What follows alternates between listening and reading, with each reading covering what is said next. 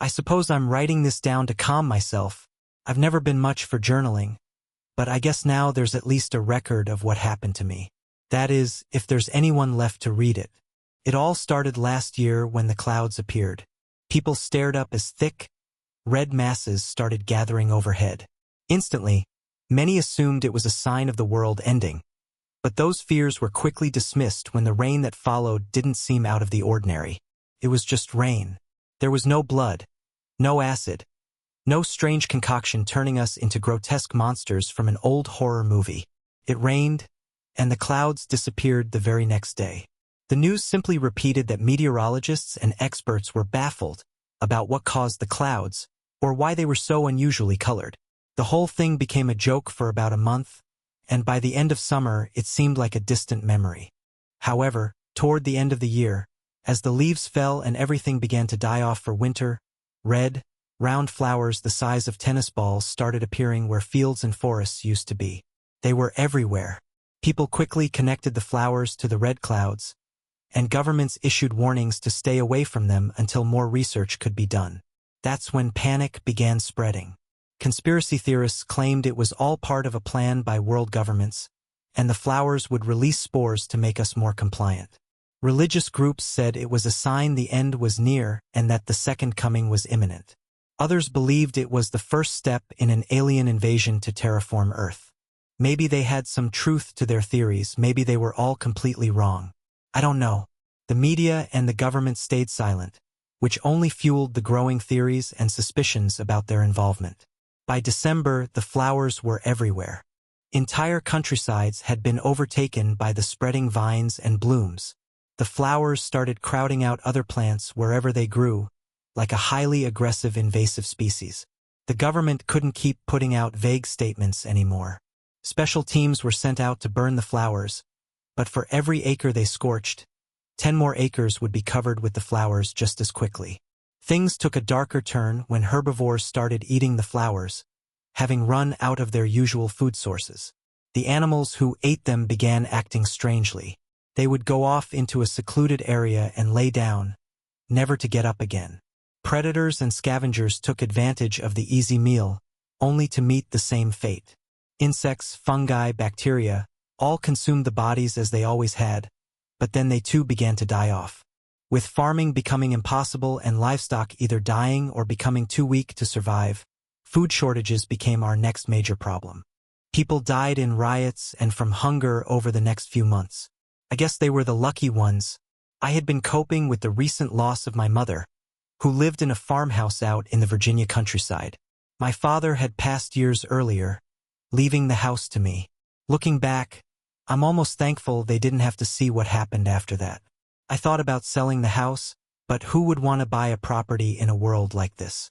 After getting an alert on my phone to stay indoors, I decided to return to my old place near Washington, D.C., thinking it might be safer. When I arrived in February, my childhood home was completely covered in red. By that point, I was somewhat used to the world looking like this, but it still made me sad to see it all in such a state. The chickens and cattle my parents had raised were gone. Some of their bodies were lying dead by the edge of the forest, covered in the red decay. Days turned into weeks, and I spent my time watching the news, trying to stock up on food and supplies. The nights were eerily quiet. I could go days without seeing a car on the road. I started to feel like something was watching me from the darkness of the trees, just beyond the reach of the red glow from the flowers. I chalked it up to solitude and paranoia, but that feeling never quite went away. I've always preferred being alone. I worked for a small tech company which didn't require me to go into an office, so aside from the occasional Zoom meeting, I rarely spoke to anyone. I never thought I'd miss socializing as much as I did at this point. When April came, the temperature rose with it. I think we all secretly hoped the flowers were just a temporary springtime phenomenon and would vanish when the regular plants came back. But that didn't happen. The flowers only grew more dense, and by late April, they began releasing a strange, twisted pollen. On bright spring days, you couldn't see more than 5 feet ahead. The air had a terrible smell, like a mix of iron and sulfur, and left a sour taste in your mouth. The media started calling it the Red Murk. It was on the 3rd night of the new bloom that I first heard them. I woke up in the middle of the night to hear loud wailing in the distance. I lived out in the countryside, but there was a small town nearby where I'd been getting my groceries. I opened my curtains and cracked the window, hoping to see what was happening. But all I saw was darkness, with the sounds of men, women, and children screaming from far away. I couldn't tell whether the screams were from pain or fear, or some mixture of both, but they sent a chill down my spine. I sat there frozen by the window, heart racing, feeling a weight in my stomach, helpless to whatever was going on. I was terrified that whatever was causing those screams would come for me next. It wasn't until later that I noticed the cloud of red spores that had come into my house through the cracked window. I slammed it shut, muffling the screams outside. I quickly turned on the TV, hoping for some answers, but all I got was a loading screen as the TV tried and failed to connect to the internet. I grabbed my phone to check the news, and the first thing I saw was a new emergency alert. Emergency alert. Highly aggressive, unidentified creatures reported across multiple states. Shelter in place. Lock all doors and windows. Authorities are responding. Before I could even process what I was reading, there was a loud knock on the door. David, it's Ryan. Please. It was Ryan, my parents' neighbor. I recognized his voice, and for a moment, I felt a sense of relief. Ryan was about 10 years older than me, and we'd talked a few times in the past, but nothing more than brief conversations. I opened the door and found Ryan, along with his wife Trish and their son Nate, who couldn't have been older than 10. They rushed inside, panic written all over their faces. What's going on out there? I asked as I led them into the living room. Ryan and Trish were both in a panic, while Nate just stood there, staring off into the distance, completely still. Ryan told me he'd been woken by the screaming, too, but realized that his son Nate had gone out the front door for some reason. Panicked, he and his wife Trish rushed to find him and discovered him standing in the road in front of my house. In a rush, they ran here. Ryan trailed off, his sentence turning into a mumbled mess. I forced a confident smile and offered for them to stay the night. Trish took Nate to bed, while Ryan stayed with me. It was then that I realized the screams had stopped. After Trish and Nate left the room, and Ryan had a moment to calm down, he turned to me and said, I didn't want to scare Nate, but I saw something out there. It looked like an insect, or maybe a spider. It was just watching him through the fog. An insect, I replied. How big was it? Ryan looked shaken, like he was struggling to process it. Big, like the size of a large dog, or maybe a deer. I could just see its shape in the dark, staring at Nate, and I swear it sounded like my voice coming from it, but lower and broken. Ryan's sentences trailed off, and he seemed lost, trying to make sense of it all. When Trish and I grabbed Nate, your house was closer than ours, so we ran here, Ryan continued. We sat there in silence for a few moments, both of us overwhelmed with fear. I led Ryan to the room where I had put Trish and Nate to rest. Trish was lying on her side, holding Nate close, her hand gently brushing his hair. I could tell she'd been crying, but I didn't feel I knew her well enough to say anything. Nate, on the other hand, was eerily unbothered, just staring off into the distance. I didn't sleep at all that night. After receiving the emergency alert, both my cell service and internet connection cut out. I realized then how much I'd come to rely on my phone for comfort in recent months. Now, with no way to know what was happening, I was cut off from the outside world. The next day, I woke to find the power had gone out. I stepped outside and noticed that the red murk had thinned, but it didn't bring me relief. Now, the sky was visible again, but what I saw filled me with dread. Thick red clouds covered the atmosphere. Ryan and his family stayed at my place for a few weeks, and honestly, I was relieved to have their company after such long isolation. We stayed inside, rationing our food carefully. However, eventually our supplies started running low. Ryan and I decided it was time to head into town and see if we could find any more food or supplies, or perhaps even someone who could help us. Trish objected, convincing Ryan to stay behind, so I left the house for the first time in months. Fortunately, the red murk had cleared up enough that I could see where I was going. The walk to town felt eerie. The silence was so thick, It pressed down on me, as if the air itself was heavy with the unknown.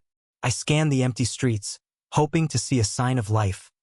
Maybe a bird, a squirrel, or even just a distant voice. But there was nothing, just an oppressive stillness and the unnerving sensation of being watched. An awareness that something was waiting just beyond the fog, in the shadow of the red haze. I made it to an old, abandoned Walgreens. It was then that I realized how unprepared I was. No research on what kind of medicine might be useful in a situation like this. But then again, with no internet, what research could I have done? The shelves weren't lined with fresh food, and what little remained had been spoiled, overtaken by red mold. I grabbed whatever food and medicine I could find, then hurried back out. As I walked out of town, the sound of my footsteps seemed to echo louder than they should, making the silence feel even heavier. Fear began creeping over me. It wasn't like any fear I'd felt before. It was primal, the kind of fear you only feel when you realize you're at the bottom of the food chain. With no phone, no weapon, no car, or any of the technology humans had relied on for safety for millennia, I was utterly alone. Whatever was out there in the Red Murk watching me, I could feel that it was hungry. Whether it was just paranoia or some deep, primal instinct, I knew on a visceral level that I wasn't safe. I quickened my pace, desperate to get home as fast as I could.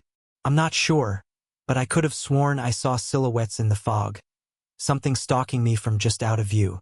As I ran, I noticed what looked like a figure on my right, someone who hadn't been there when I passed earlier. My heart leapt, relieved to see another human. I slowed and approached, but when I got closer, I saw the person was kneeling in the road, facing away from me in some sort of odd yoga-like posture. "Hello," I called out, my voice echoing eerily in the fog. "Are you okay?" I asked, still keeping my distance as I began walking around the person to see their face. As I rounded them, the red murk cleared enough for me to see a young man, no older than 17, his mouth hanging open and his eyes bleeding from their sockets. The areas of his body I could see were covered in red bulbs the size of golf balls, some of which were broken open, like something had hatched from them. I couldn't help myself. I took one step closer, morbid curiosity overtaking my fear. The boy was silent, his body twitching occasionally, making a strange, guttural hiccup sound with each twitch. It was around this time I began to notice small creatures that seemed to be an eerie blend of crustacean and arachnid. About the size of quarters, they had long, red legs and round black abdomens. They each had oddly shaped pincers near the front of their bodies, similar to a crab but with some sort of deformity. These creatures crawled over the boy's body, slithering in and out of his nose and mouth. I could hear them moving beneath his clothes, producing a faint clicking sound as they scuttled about. Small pieces of his flesh had been eaten away, as if they had been using his still-living body both as nourishment and an incubator. The sight made me feel like I was going to vomit, but the urge to flee back home was stronger. The following minutes passed in a blur as I focused only on getting inside as quickly as I could. When I finally burst through my front door, the safety of my house washed over me, but then guilt followed closely behind. I had left that poor boy to suffer alone, and I hadn't even thought of helping him until I was safely inside. As I hastily closed the door behind me, still processing the horror I had just witnessed, I didn't even notice Ryan and Trish waiting in the foyer. I stood there, trembling, staring at the ground, lost in my thoughts. It wasn't until Ryan spoke that I realized they were there. "Hey, what happened? Are you okay?" Ryan asked. Startled, I jumped, dropping the supplies I had brought back. I walked to the upstairs bathroom, where I immediately began to vomit. I spent the rest of the day sitting on the bathroom floor. The image of that boy's mutilated face haunted me, refusing to leave my mind. Sleep was elusive that night. The combination of horror, guilt, and the oppressive heat kept me awake well into the small hours. The weather in Virginia during this time of year was suffocating. Another cruel reminder of how dependent we were on technology. We kept the windows shut, of course, which turned the house into a sauna. I was always used to keeping the AC at a comfortable 68 degrees, but now, with the temperature inside reaching 89 degrees, I found it impossible to get any real rest, especially with the constant dread and guilt weighing on me. One night, as I lay awake in bed, staring at the ceiling while moonlight seeped through the curtains, casting an eerie red glow across the room, I was startled by a horrific scream from Ryan and Trish's room. I jumped out of bed and rushed straight to their room. My heart sank as I opened the door, and the scene that greeted me made my stomach drop. Ryan was holding a gun, pointed in my direction, while his family cowered behind him. Between them and me was a creature resembling a stingray, but with long, thin limbs that seemed too small for its massive winged head. The creature stood about a foot taller than me, its long, pointed scorpion-like tail raised high and vibrating back and forth, aimed at Ryan and his family. As the tail vibrated, it emitted a sound almost identical to a rattlesnake's rattle. Before I could react, I heard a gunshot that made my ears ring. Growing up on a farm, I was no stranger to firearms, but the strangeness of the situation had kept me focused on the creature, so I wasn't expecting the shot. The creature didn't scream like monsters in the movies. It made a high-pitched sound, yes, but it resembled more the pained yelp of an injured dog. It collapsed to the ground, writhing in agony, its bright red blood spilling out onto the carpet. Its sharp tail flailed in all directions as it died, taking its last breath and deflating. That's when I noticed the window on the other side of the room, barely cracked open, just enough for the creature to slip through. After that night, we made sure the windows stayed firmly shut. I was somewhat upset that Ryan had brought a gun into my home without informing me. Sure, I was thankful in that moment, but it felt like my hospitality was being taken advantage of. Yet, the last thing I wanted was to be alone in that house. After giving it some thought, I decided I needed to confront Ryan about the gun. He was sitting at my kitchen table, reading an old book my dad kept around about the Korean War. "Hey, can I talk to you?" I asked, my voice uncertain. "Yeah, of course," Ryan replied, closing the book and setting it aside. "I don't have a problem with you having a gun, but with that and the window being left open, I feel like we need better communication," I said, my voice trailing off. Confrontation was never my strong suit, and it was making me uncomfortable. "I know. I'm sorry," Ryan said, "but for my family's safety, I thought it was best.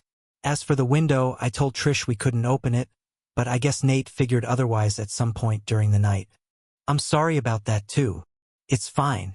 I just wish you'd have been more upfront about it," I replied, my voice almost a mumble by the end. "Look, we can't thank you enough for everything you've done. Letting us stay here, going into town to get supplies, and enduring what you saw. We're all so grateful. But at the end of the day, all that matters to me is keeping my family safe. If anything, you should be thanking me, especially with what's out there." Ryan's tone shifted from apologetic to frustrated, even angry, as he spoke. I felt a sting from his words.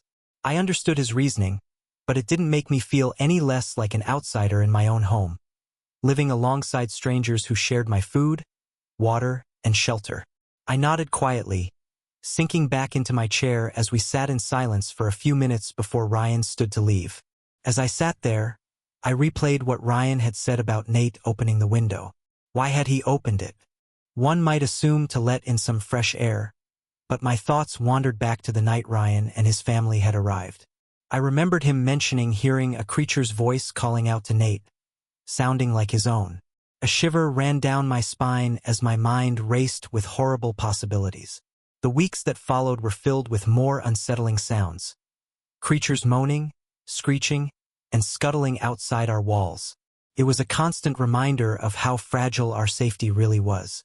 At night, my thoughts often returned to the boy on the side of the road, the voice that had called to Nate, and the creature that had breached our home not so long ago.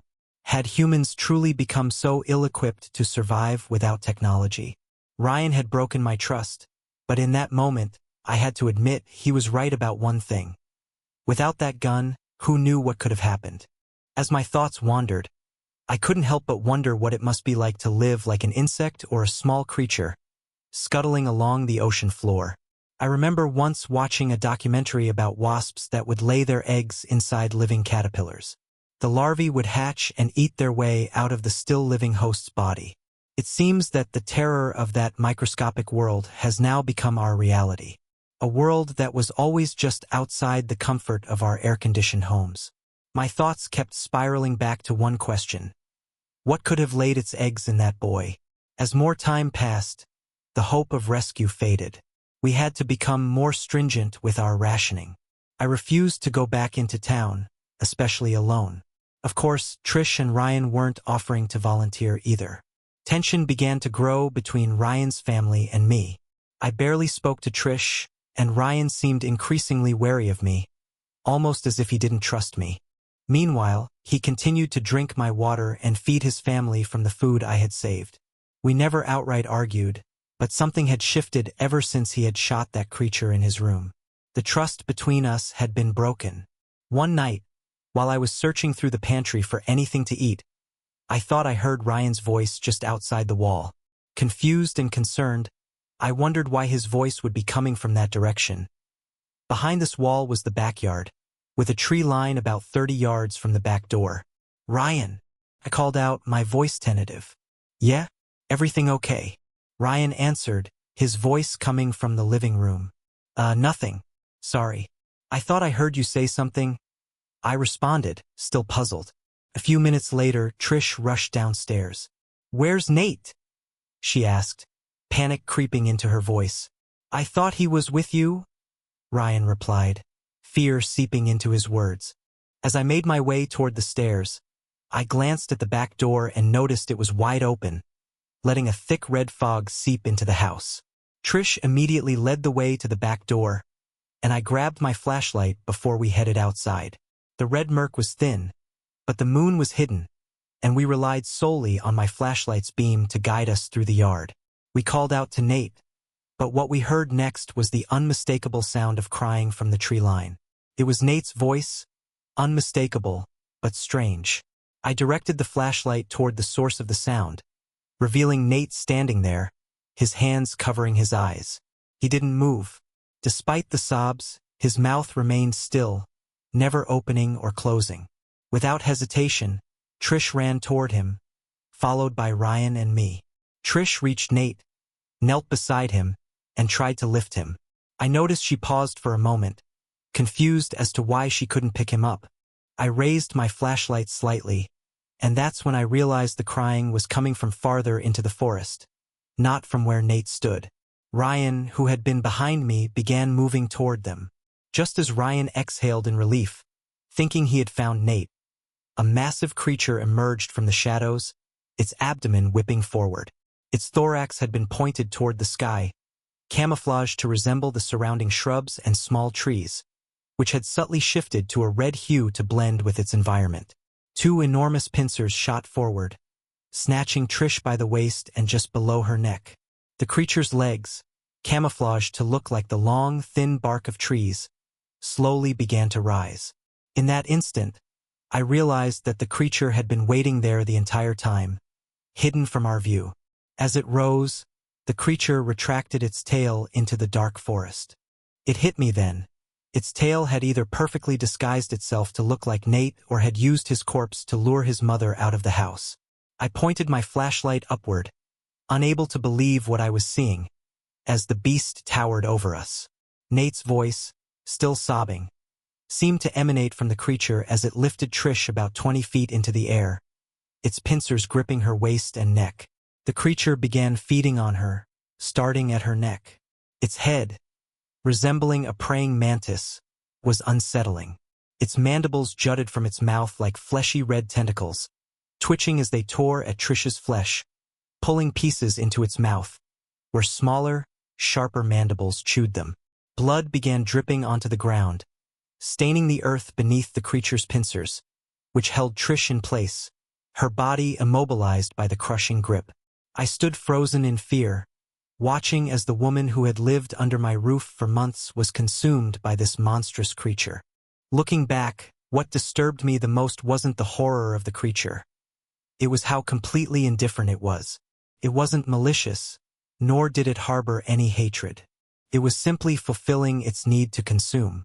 Trish's life, her family, her dreams, they meant nothing to the creature. She was just food. That, I think, was what was most chilling. The creature didn't despise us. it just didn't care at all. Its large, oval eyes darted around independently, scanning for threats while it continued feeding, oblivious to anything beyond its next meal. I watched in numb horror as Trish's body was torn apart, piece by piece, by the creature's insatiable mandibles.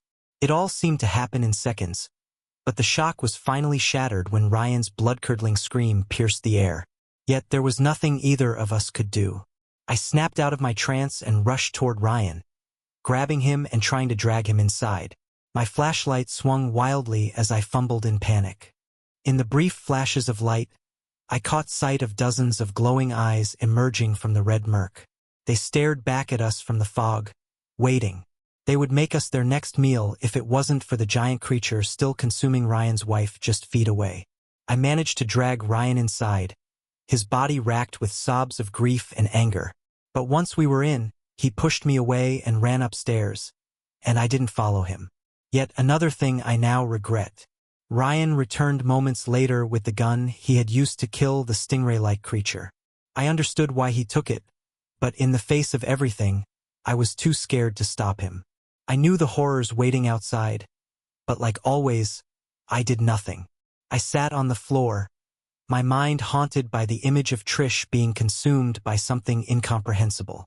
Ryan swung open the back door and began firing into the darkness. It was pitch black outside, but I could hear the creature's massive limbs breaking trees as it retreated, its meal in hand. Ryan fired a few more shots before collapsing to his knees, dropping the gun in despair. It was then that I gathered the courage to stand up and try to calm him, to bring him back inside. As I took my first step toward the door, a long, mucus-covered appendage struck Ryan in the back of the head, originating from somewhere above, out of sight. He slumped instantly, paralyzed, as the appendage continued to drag him upward. I watched helplessly as his body twisted, his back folding over his legs, and his terrified eyes locked with mine. The rage that had consumed him moments earlier had disappeared, replaced by nothing but fear and sorrow. Then, just like that, Ryan was pulled out of sight, destined for some unimaginable fate. I quickly slammed the door shut, my heart racing. The horror of losing an entire family to the creatures outside weighed heavily on me. I couldn't process it. I didn't get any sleep that night. The next morning, I found enough resolve to grab the gun Ryan had left behind on the back porch. The red murk had thickened, swirling around my house like a living nightmare. The gun was only a few feet from the door, but it felt like an eternity before I could find it in the fog of fear. The air smelled worse than ever, sulfur and iron, mixed with an overpowering stench of decay. Weeks passed. I was proud of my ability to ration, though it meant going days without eating. I'm afraid to look in the mirror now. I don't know if I'd even recognize the person staring back at me. I've let my beard grow long, and my hair has become wild, hanging past my shoulders. I don't want to see the terrified, ashamed figure I've become. I can hear them outside as I write this. More creatures, some larger than the one that took Trish. One sounds so massive, its steps shaking the house like an earthquake. Its cries resemble those of whales. At night, I swear I hear Ryan's voice calling my name from the edge of the forest. I know it's not him. A few days ago, I saw his mutilated body near the cow's old grazing grounds. His corpse lay in the red decay, a grim reminder of what happens to those who venture out there. I'm almost out of water, and I know it's only a matter of time before they find a way inside, or simply decide to break through the walls. I've checked the gun again, only one bullet left. Feels almost fitting, like a cruel twist of fate. I'm not sure why I'm writing all of this. Maybe I hoped it would give me some peace or perspective, but instead, it's only forced me to relive the horrors of the past year. So I suppose these are my last words. I'm not going back outside. I won't be a part of the food chain. There's one bullet left,